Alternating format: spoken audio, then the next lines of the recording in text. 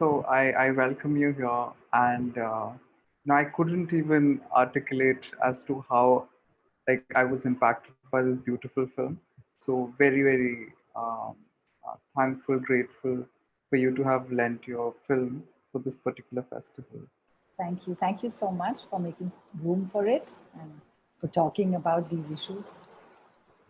Yes, and just to begin with, the earlier, there were deliberations on how this film will fit into the Inclusive Schools Festival.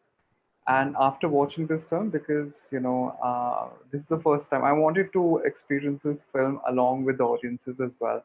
So Right. therefore, yeah. So I hadn't watched this film before, but I can say that it fits very well with what we are trying to achieve with the theme of inclusivity. Because even if we talk and bring in educators and God knows whoever else, and try to make the space inclusive. What what about the students who feel a certain way about certain concepts, especially very little children, and the film is very creative, I would say, in bringing out such nuances. So to begin with, Samina, I think I'll just ask the most cliched question, which is what motivated you to do this To film? do the film. Yeah. Yeah. Well, actually, so I was commissioned to do the film. It isn't something that, I looked for funding to do it. But I was commissioned, if you are asked me to do the film because of the kind of work that I do. So I do a lot of my work is with children, about children and childhood. And I like to be able to create work for children that allows for a kind of diversity of experiences to come into sort of other children's worlds, and for us to be able to find ways to talk across those experiences. So I work with kids a lot also with the creative arts, and I kind of like try to I believe very strongly in the place of the arts in education. So because of all of those reasons, I think when FUR thought of doing a film to see, actually they spoke to me after the first year of the happiness curriculum, so they wanted to try to just understand how it's doing, what are the challenges, what is working, what isn't, because it is a it's a kind of I mean it's the ideas that the curriculum embodies and is trying to sort of make more mainstream are not ideas that anybody can quarrel with, but actually in the translation what happens is also important. So I think when they thought of doing that, they thought of me because of the kind of work that I do and because my concerns in my practice are similar. And that's how I came to do the film. And when I started actually researching and spending some time in the schools, um, it became very clear to me that the really critical thing would be to be able to create room for the children to speak, instead of adults speaking on their behalf, which happens so much. So that was one of the key things that I tried to keep in mind. Right, right. And why these three schools? Very particular these are. Yeah. So actually, I didn't have access to just any school in, I had to go through the Delhi government. So we looked for, I mean, they gave me access to a few schools based on, I said what the things that I'm looking for, like I'm looking for a diversity of voices. And as you can see from the film also, and the children who are there, the kind of kids who are attending the Delhi government schools is now, it's also changing a little bit. And so there are some sort of more middle class kids as well, not everybody. It also depends on where the school is located, because that's the catchment area. And, there are many things that go into that. So I visited a few. Um, I I must say that I've made the choices of these three out of the pool that I had access to. So it's not like I had access to every school. So, for example, I didn't actually get to go to some of the schools on the more kind of, borders of Delhi, where, infrastructure is poorer and things. So we don't know, what the situation there is exactly. But I felt that the three that I managed to pick out of the ones that I'd gone to afforded enough diversity of experiences. So for us to be able to actually get a sense of, what's working, what's not.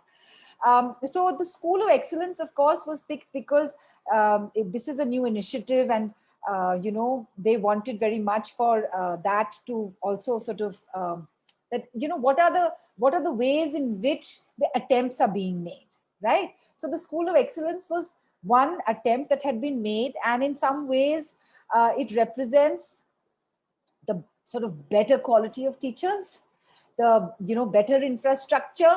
All of those things are better. So in that kind of space, how is the curriculum being translated? And if there are still challenges, then I think that means that if it is in the best possible scenario, if there are challenges, that means we need to be prepared for a long road ahead, and that there are challenges, more difficult challenges in other places. So that's one reason why I picked the School of Excellence.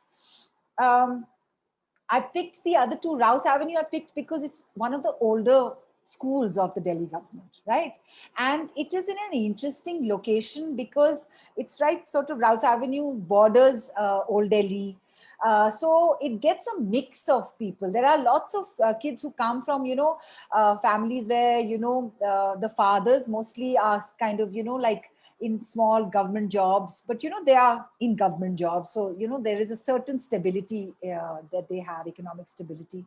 And then there are also kids like Faizan who come from more unstable and fraught conditions, working class families who are not sure how, 6 months from now, what their situation will be like. So it was a good mix. And I wanted very much for that, like, what does it mean when we talk about, take a breath and get comfortable with yourself for a child who has such pressures, like, what does it really mean to do that? So Rouse Avenue was told, we picked Rouse Avenue for that reason.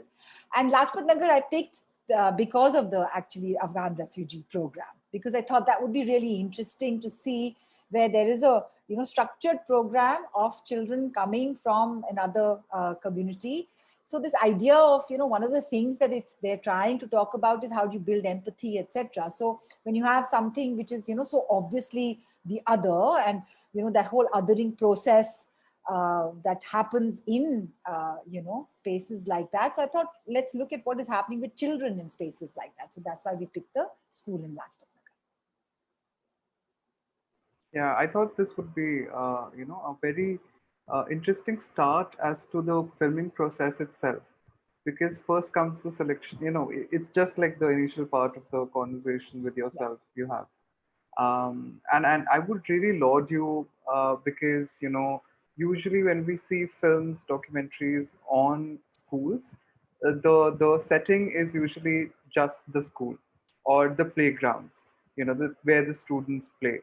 But you actually took the effort to go to their room, their houses, and their uh, the conditions that were shown, like the trauma that they have come from as well, the community anxieties which are quite evident, so that was beautifully depicted. What has your experience been when you actually got to do your fair bit of research, while visiting these families, and how the happiness curriculum or the happiness classes are making a huge difference in the the parents to understand what their children are going through? It's a mixed bag. Yeah. I think that that's what the film is trying to also show, that, the happiness class is something that a lot of the kids they enjoy.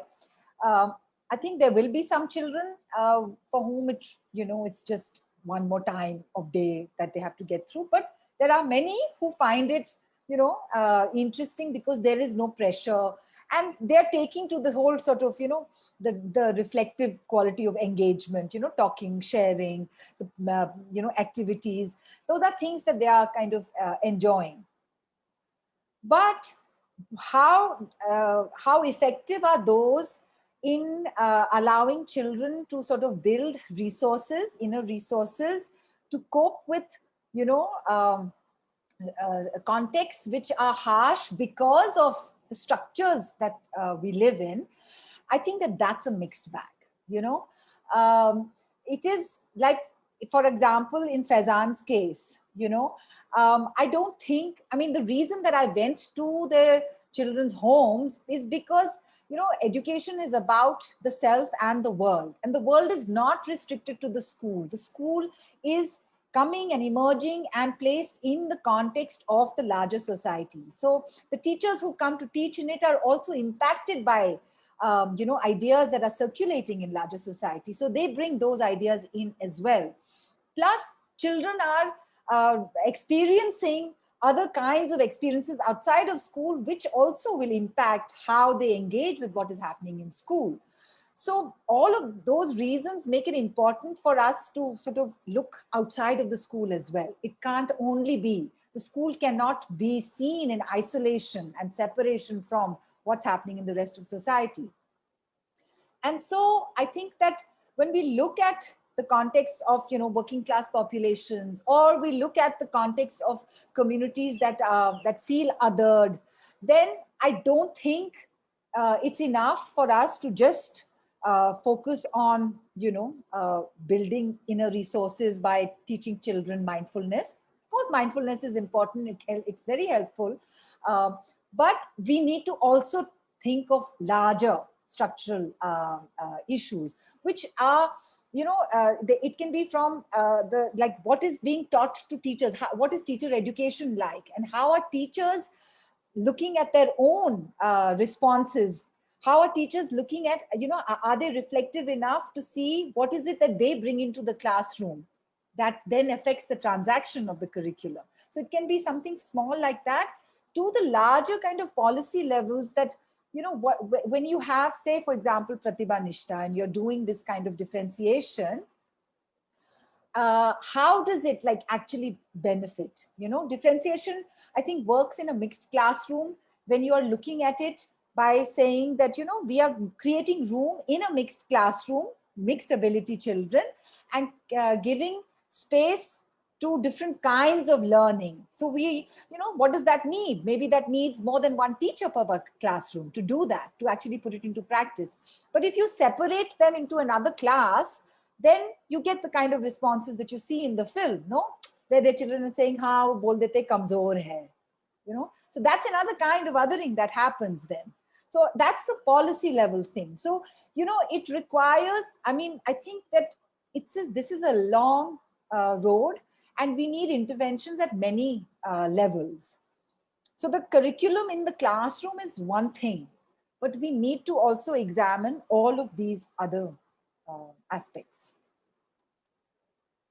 Yeah, definitely, you know, and I mean, I personally got introduced to Mahayana Buddhism and therefore, you know, mindfulness practices, etc., very recently.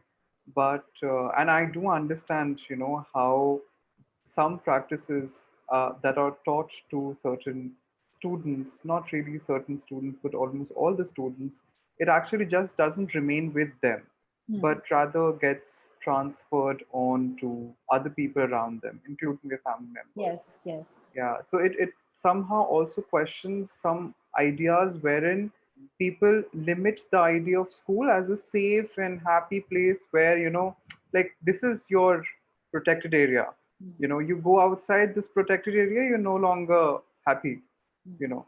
So, And so also, school doesn't necessarily, is not necessarily a protected area for all children. exactly, Yeah. exactly. Yeah, yeah. So it's about like questioning that particular idea of happiness itself, Yeah. you know, where working with the self is not limited to the scope of they being educated, but, you know, rather like, you know, having a holistic experience inside the school, outside the school, you know, and talking about such issues as well, you know, the ones that you brought up through the film as well, you know, that the kid says that, like, you know, my mother's name is this, the other person is like, no, I've never heard of this stranger, like a Yeah, stranger name, and also the kids who are from Afghanistan obviously brings a nuance to the film as well. So I think like these discussions in itself prove that like there's a need to address them rather than absolutely. reject them under the idea of happiness. Absolutely. Yeah. Yeah, You, yeah, I mean, so in the end, that's what I think the film is trying to ask this question, no? That what does it mean, this pursuit of happiness, Like, is it just about building your own inner resources and then are you going to be able to cope with everything? Or how we have to think bigger, we have to think in many ways, and we have to, just as the child is not cannot be isolated from society, in the same way school cannot be isolated from society, and that if we are looking for I don't know if actually happiness is an end goal, in the end. That's why the film ends with there's a little moment of silence with the bubbles floating in the city traffic, because I don't know if there is an end goal that we will actually reach. No, it's in the end, it's about the journey, no? And yeah. if it is about the journey, then what are all the different things that we want to be able to observe and try to work with along the way? I think that that's what it's about. That, Yeah, yeah, yeah. And I think that's what, inclusion in itself as a word also consists, empathy and compassion, these two factors. But where will the empathy come from? Where will children learn empathy from? They're just like grown up to believe this is the strangest thing, like, strangest thing that I've ever seen. You're just different in that way. yeah. Group A, Group B, and that kind of segregation which happens even in schools which claim to be very, very inclusive. Yeah, so that's the thing. So when you have like one of the stories that they've used in the curriculum is about helping each other to build empathy. So it's a very stories are very directed, so it's like, oh, the mother was sick, and so the child made her tea and whatever, something. And then in the reflection, every child then in the classroom understands, okay, I'm supposed to think of something that I did in which I helped somebody like that. Now, is that really building empathy if alongside that you have this child saying, hey, tera naam kya hai? I've never heard a name like that, So that contradiction, I think we need to think about that, that it's not about perhaps just giving them a directed story, but opening them up to learning experiences, to different kinds of learning experiences. And maybe you have a story in that child who is sitting next to that child, that's the story maybe that you need to actually talk about and share. Definitely, definitely. And I think that's the power of stories itself, narratives itself. You know, if you hadn't gone to their homes, actually, like we wouldn't have known the narrative of this particular child. And that's the beauty of bringing narratives into focus. Because in schools, rarely, I think, like, I don't know whether there are spaces for children to actually share a lot of their, except it's in the private rooms, that, like, I'm going through this, my father is not employed, and I need some help with the tuition money and whatnot. So I think, like, there is where the crux of the argument of happiness begins in, where narratives are actually included within the practices, within the curriculum itself. So yeah, kudos to your efforts doing that. Thank you. um, yeah, and yeah, I mean, even the stories that I know that you work a lot with stories per se, especially children's stories. But the stories which you mentioned, which were about the quiet girl, about, so I think, like, that amazement of the children, just say a lot of about where exactly is the concept, the how dynamic the concept is of inclusivity, of happiness, etc. Yeah, and also, so these are children, they're and they were the kids from school of excellence, so in a sense these are kids who have access to the better teachers, like I said, right? And yet for them, this idea of the story as an experience, as opposed to the story which has this moral and message at the end, which is a neat little capsule which you can regurgitate, it was a new thing. So I feel that that's the thing that, when we're talking about these kinds of reforms in education, then that's what we need to think about. That what what is the role of stories? There is a lot of power in storytelling in education, but how are we harnessing it? What do we do? How do we use stories to actually open out experience in the way that you were talking about it? Or do we use stories with this flattened kind of message making, in which perhaps the child will give you the correct answer because the child is understood, the child is smart enough to understand what is the correct answer. But is the child actually learning something from experience which is going to change the way that he interacts with somebody, she interacts with somebody? Yeah, yeah, definitely. Another theme which actually I picked upon among the many, many themes is that, performance, academic performance versus happiness class seems like a very, very big dilemma. Yep. So, so yeah, I mean, what has your experience been in a sense like? I mean, it has been brought up in the curriculum system. It has been like installed there. But what about, going beyond that 40 minutes of slot? Is Exactly. that possible? That's the question, that is it enough to just have that 40 minutes when the rest of the time the message making is get the marks, competition, competition. Now that's a huge challenge, it's a big one, right?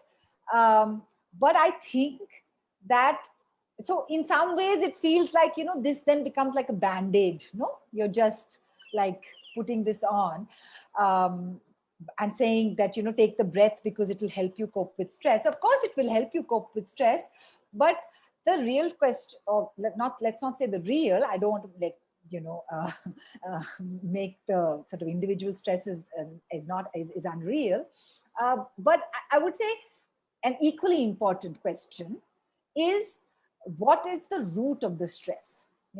That developing inner resources to cope with stress is one part of it, but what is the root of the stress and how do we structure or reform our structures to minimize that? That's the second, right? So I think there's a lot of like currently sort of, in terms of the language that is used, and attempts that are being made to kind of say that, you don't always have to be good at academics, you can be good in sport, you can be good in extracurricular, whatever. But that shift is not there yet, no, in our society. It is still so marks driven. And one of the reasons it's marks driven is also because when you get into higher education, where are you going to go? How, marks is the only thing that determines that, no, your access, and higher education is a way to gain mobility. So I can also understand that for children who come from more marginalized communities, the need to have marks as a way to move up is also something that we need to think about, right?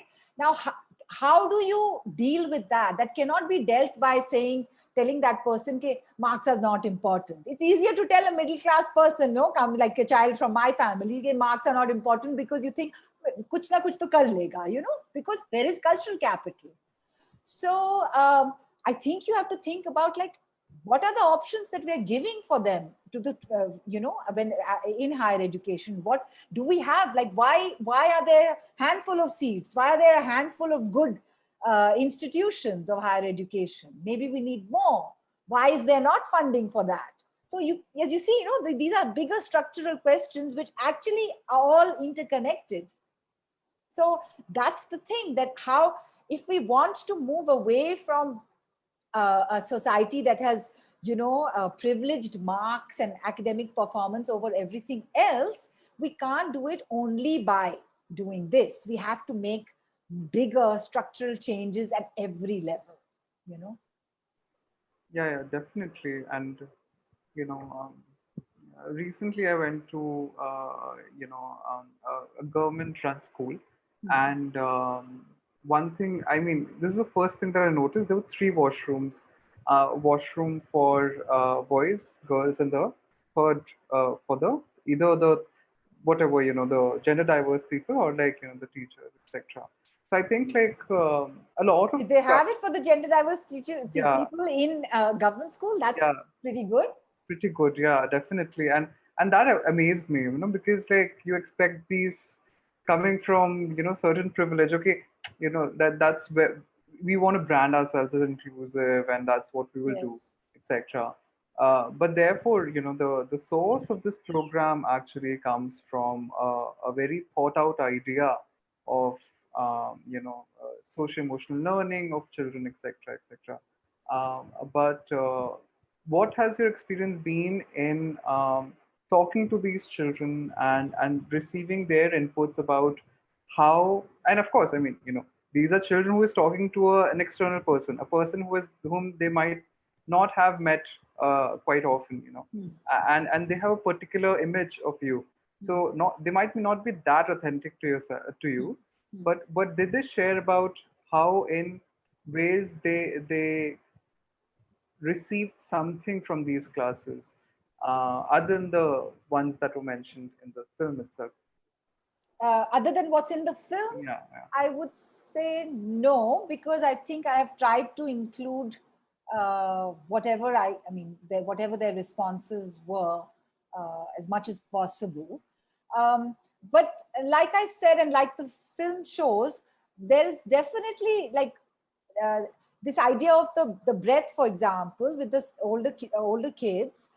It is something that they seem to have taken to, and that they say that they do use when they are feeling stressed. So that's a positive thing, like perhaps before taking an exam, or they'll say, we also told our parents about it.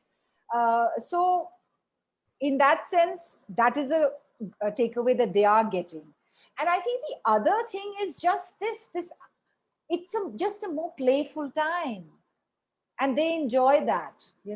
It's a playful time in which they're talking, which you can see in that that activity that the teacher does in Rouse Avenue, Hmm, hmm, Kamaljeet sir. hmm. uh, there's a that it is enabling the teacher and the student to exchange and create some kind of connection which is outside of academics. No, Yeah, actually, that's what it should be like without a happiness curriculum. No, yeah, the yeah, teacher and the student should have some connections across other things and not just academia. um, but the reality is that's not how it happens. So this class is at least giving the opportunity for that.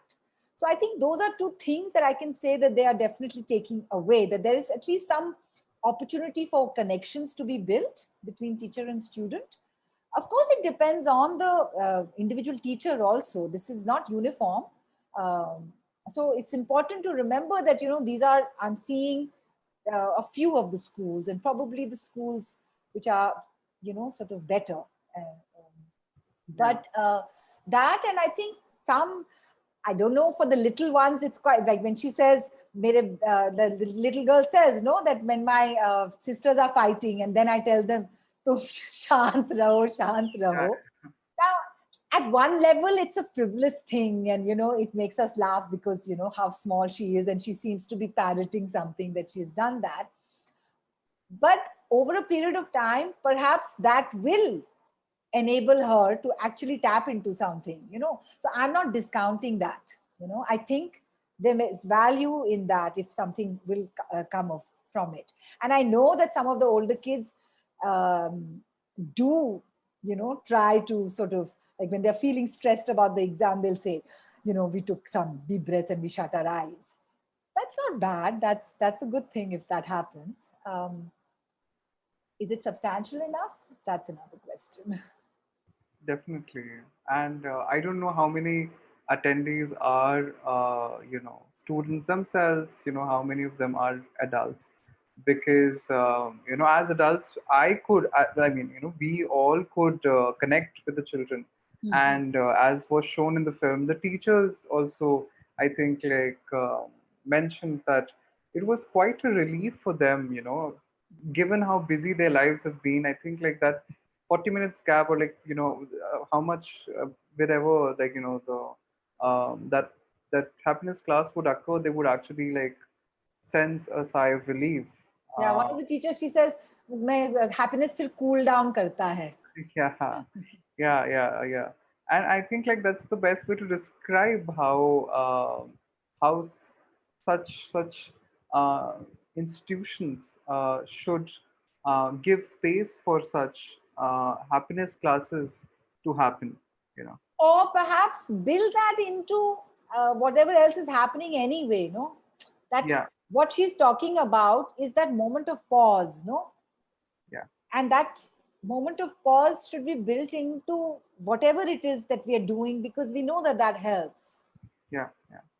So maybe you don't always need that 40 minutes as a slot, but perhaps you need to integrate it into your the transaction that's happening in every class. No, where is that moment of pause? Where is that moment where you have an interaction with the student, where you learn something about, because that is going to also impact academic performance. So maybe we need to build all of those things, integrate them into the regular course of schooling. Definitely. And when, well, I mean, I'm left with the last question, which is like, have you screened this film in these schools and have? The film only finished during pandemic times, Oh yeah, and yeah, so it's had we've had a kind of online premiere in a sense, so it was open, and I sort of messaged everybody, and so many of the teachers, they saw it online, but we've not actually been able to do a physical screening. I would love to do that, but the responses that I got from so many of them were very, very encouraging. And in fact, I think the principal of the Lajpat Nagar school, he messaged, so, because there were many other children who I'd met who finally didn't make it to the film, Hmm. because I couldn't shoot with everybody. I got a message from one of the kids who's slightly older, actually, saying, I just saw your film. In fact, he left a message on when it was running on Vimeo. He left a message. So I was so delighted. And I said, how did you come to know? So he said, oh, our principal had messaged us. So that was really, it's really nice, because, you want that the people who you have spoken to and interacted with um, respond well to the work, the final work, even if it's not, exactly the way that, they may have thought of it. So I felt really good about that. Yeah. yeah. But I hope we'll be able to do a physical screening at some point. Yeah, these online things are not the same. Definitely. And I think recently I came across, um, youngsters who are actually, becoming quite popular directors themselves. So I really hope such video documentaries are available for us to watch. Very Yeah, interesting to see children's perspective. thank you. I'm so glad that you made room for it in your festival. Yeah. And I think Swati Arun actually just asked, as a youngster with limited resources and reach, how do you think I can contribute to larger structural changes? I don't know whether you can actually answer that question But I will in detail. attempt it. I will attempt it. I don't know how young you are, or how old or young you are, but I think the first thing to do is, change comes in many ways. But I think the first thing is the ability to recognize what needs to change, and to change the way that we look at the world. So I think you can begin to contribute by changing your perspective and deepening your understanding of what you think the world should actually be like. That all of us can do, regardless of how much power we have, how much cultural capital we have to make ourselves heard. We can all do that. And I think that shows up then in different ways. It'll show up, I don't know if you are eligible to vote, but perhaps it would show up when you went out to vote, and who you voted for, because then that person will also impact policy. So it comes through many things. And the one thing that I feel that you can do is to change the way that you look at the world, and to deepen the understanding that you want to build, the kind of world that you want to build. Yeah, very well put, I would say. Yeah. But thank you, Samina, for being here with us. And even though, I mean, um, I usually avoid 1 hour long films, but I never felt as if like, it's a long film. I thought like, I was enjoying Oh, it too much. that's the best thing. That's great. I'm so happy to hear that. Yeah, So, yeah. so you were engaged through it all. Throughout, throughout, yeah. Thank you. And I wish all the success to this film and as Thank well you. as you. And yeah, yeah. So let's see where the journey of the film and also the children who are actually experiencing the happiness class, Yeah. how those journey go. Thank you. Thank you so much for reaching out and making place, as I said, for the film and for these ideas. It's not, we don't have enough room to talk about what children go through, even though the burden of the future we are very easily we place on their shoulders. But we don't consider their experiences enough, I feel. So thank you for doing that. Definitely, definitely. Well, that would be I mean, it's a great conclusion to the, first day of the event. And tomorrow at the same time, 4 to 6, we are having an open mic with the students where the students will actually like, bring up their artistic mediums to express themselves on the theme of inclusion and diversity. So I hope that this message reaches out to those who wish to do it. And yeah, I thank everyone involved in this program to make it successful. Thank you. And good luck with the rest of the festival. Thank you so much.